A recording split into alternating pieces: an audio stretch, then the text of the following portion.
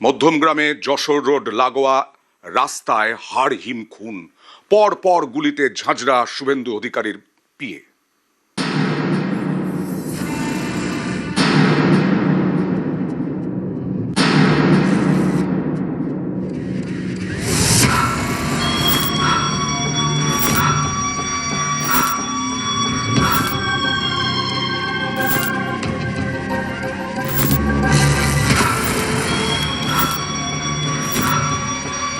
চন্দ্রনাথ রথ শুভেন্দু অধিকারীর পিএ।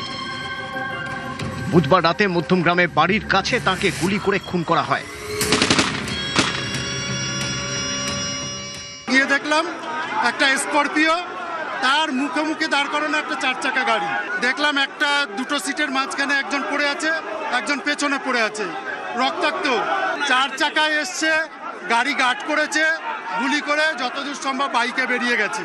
এইটা পরিকল্পনা ছিল। বুধবার রাত তখন প্রায় 10টা।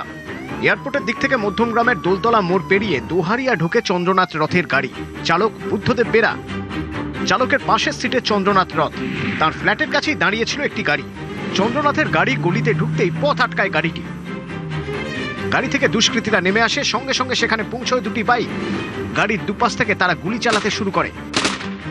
গুলিতে ঝাঁঝরা করে দেয় শুভেন্দু অধিকারীর পিএ চন্দ্রনাথ রথকে।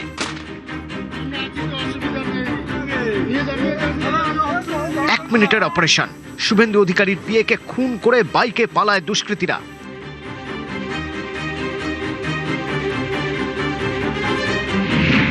পাঁচটি গুলি লাগে চন্দ্রনাথ রথের। এর মধ্যে 3টি গুলি লাগে বুকে, একটি জামার বুক পকেটে থাকা ফোনে।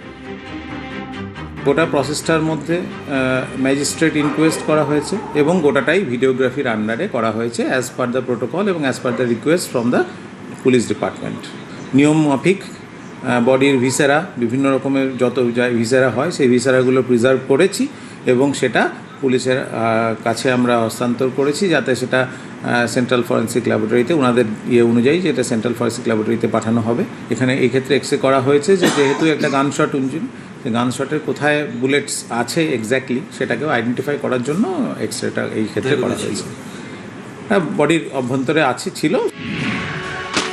ময়নাতদন্তের প্রাথমিক রিপোর্টে জানা গিয়েছে গুলিতে হার্ট ফুটো হয়ে যায় চন্দ্রনাথ রথের। তারপরে মাল্টি অর্গান ফেলিওর। একাধিক গুলি লাগে গাড়ির চালক বুদ্ধদেব বেনারও।